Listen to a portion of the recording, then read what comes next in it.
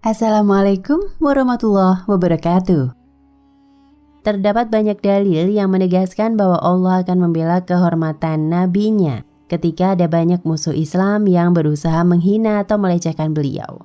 Berikut diantaranya, Allah berfirman, sesungguhnya orang-orang yang menyakiti Allah dan Rasul-Nya, Allah akan melaknatinya di dunia dan di akhirat dan menyediakan baginya siksa yang menghinakan. Quran Surat Al-Ahzab ayat 57.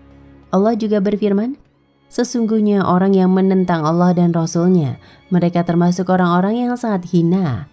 Quran Surat Al-Mujadilah ayat 20.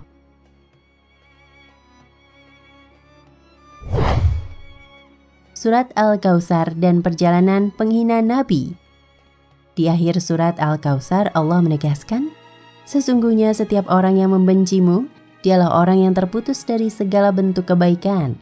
Quran Surat Al-Kautsar ayat 3. Ayat ini meskipun turun berkenaan dengan orang kafir Quraisy yang menghina Nabi Shallallahu Alaihi Wasallam seperti Abu Jahal, Abu Lahab, Al-As bin Wa'il, Uqbah bin Abi Mu'id, namun hukumnya berlaku umum bagi setiap manusia yang melecehkan Nabi Muhammad Shallallahu Alaihi Wasallam. Syaikhul Mufassir, Bapak Ahli Tafsir At-Tabari mengatakan, sesungguhnya Allah Ta'ala mengabarkan bahwa orang yang membenci Rasulullah Shallallahu Alaihi Wasallam dialah orang yang lemah, hina, yang terputus keturunannya. Itu merupakan sifat-sifat bagi setiap manusia yang membenci beliau. Meskipun ayat ini turun berkenaan dengan orang tertentu. Tafsir At-Tabari 12726. Perlindungan Allah ini menjadi tanda kenabian beliau meskipun beliau sudah meninggal. Seolah telah menjadi sunnatullah, setiap orang yang menghina Nabi Shallallahu Alaihi Wasallam pasti celaka dunia akhirat. Zat Sang Kuasa tidak rela ketika utusannya dilecehkan para musuhnya. Berikut beberapa bukti sejarah. Pertama, semua orang yang menghina Nabi Shallallahu Alaihi Wasallam dari kalangan kafir Quraisy mati dalam kondisi mengenaskan. Abu Lahab mati dalam keadaan mengidap penyakit adasah. Badannya mengeluarkan bau yang sangat busuk, sampai tidak ada satupun keluarganya yang mau mendekatinya. Dia dimandikan dengan disiram air dari jauh, dan ketika dikuburkan, orang-orang melempari tanah dan batu ke lubang kuburnya dari jauh. Utbah bin Abu Lahab pernah menarik baju Nabi Shallallahu Alaihi Wasallam, kemudian meludahi beliau yang mulia. Akhirnya di suatu perjalanan, kepalanya diterkam singa, padahal dia sudah berlindung di tengah kerumunan rombongannya. Abu Jahal dipenggal kepalanya oleh Ibnu Mas'ud di kerumunan bangkai orang kafir yang berserakan ketika perang Badar.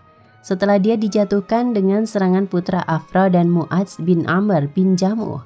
Kisah-kisah lain semacam ini banyak disebutkan di buku-buku sirah.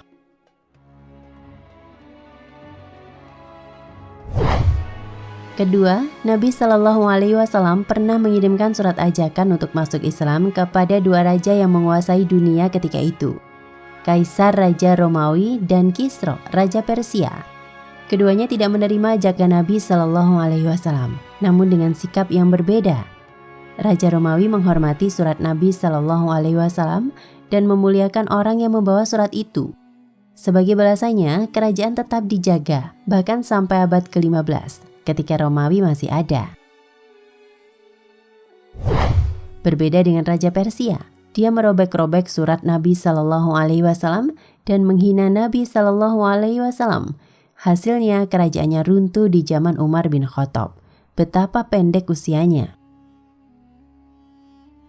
Ketiga, dalam banyak kesempatan ketika kaum muslimin hendak menaklukkan musuhnya, mereka baru berhasil setelah ada di antara musuh mereka yang menghina Nabi Shallallahu Alaihi Wasallam. Diceritakan Syaikhul Islam, dulu ada sekelompok kaum muslimin yang mengepung benteng musuh, orang kafir, dan berusaha menyerang mereka. Sampai mereka mendengar ada sebagian musuh yang mencela kehormatan Nabi Shallallahu Alaihi Wasallam dan menghina beliau. Seketika itu kaum muslimin langsung bergembira dengan dekatnya kemenangan yang segera datang. Kemudian hanya dalam waktu singkat Allah memberikan kemenangan karena murkanya untuk membela utusannya Sallallahu Alaihi Wasallam. Asy-Syarim Al-Maslul halaman 116. Tidak hanya Nabi Muhammad Sallallahu Alaihi Wasallam, Janji ini tidak hanya beliau berikan untuk nabi semata, bahkan Allah memberi janji ini untuk semua nabi dan rasul yang menjadi utusannya. Allah Subhanahu wa Ta'ala berfirman, "Sungguh beberapa rasul sebelum kamu telah diperolok-olok, maka turunlah kepada orang-orang yang mencemoohkan di antara mereka balasan azab karena penghinaan mereka." Quran Surat Al-An'am ayat 10. Jika kita tidak bisa bertindak apapun untuk membalas mereka secara langsung, jangan lupakan dalam doa Anda sebagai pembelaan untuk Nabi kita tercinta. Wallahu a'lam bishawab. Nah pemirsa Ensiklopedia Al-Fatih, sampai di sini perjumpaan kita kali ini. Semoga menginspirasi.